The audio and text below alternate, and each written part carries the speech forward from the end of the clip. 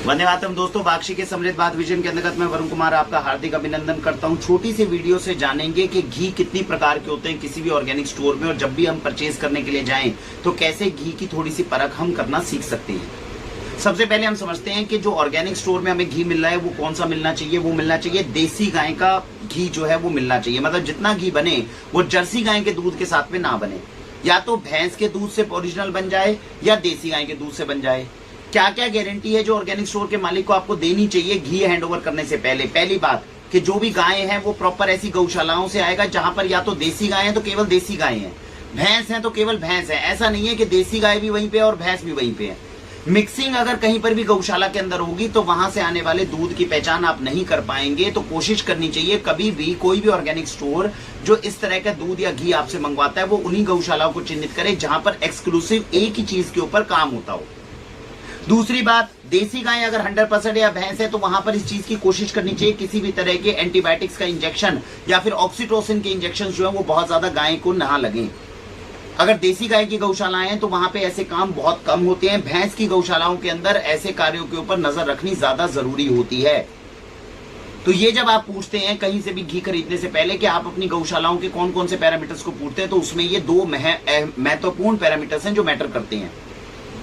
अगर आप शुद्ध, अब आपको अगर जाना है तो आप दो ही तरह का घी लेना चाहिए आपको किसी भी स्टोर में अगर जाते हैं। पहली बात, या तो वो देसी गाय का घी होना चाहिए या भैंस का घी होना चाहिए। अब समझते हैं जब देसी गाय का दूध हुआ या भैंस का दूध हुआ उससे घी निकालने की प्रक्रियाएं क्या क्या अलग अलग हो सकती है।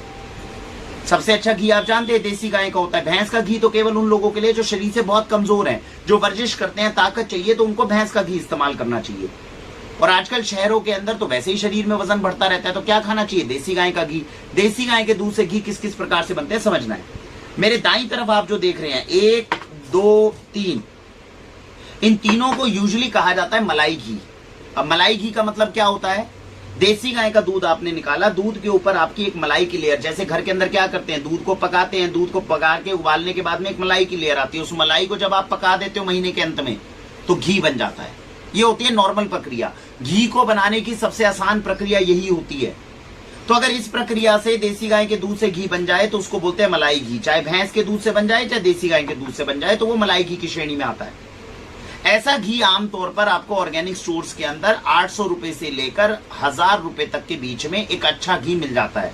जितने लोग भारतवर्ष में ये दावा कर रहे हैं कि देसी गाय का घी, मलाई घी हम आपको 800 रुपए या 750 रुपए लीटर से कम में दे सकते हैं, वहां पर यह जानना बेहद जरूरी है कि कर कैसे पा रहे हैं। और शुद्ध घी की पहचान यहीं से शुरू होती है। शुद्ध घी कम से कम यहीं से शुरू होगा। पहचान करने का तरीका क्या है? जिस गौशालाओं से ये आ रहा हो उन गौशालाओं के कॉन्टैक्ट डिटेल्स पूछ लीजिए।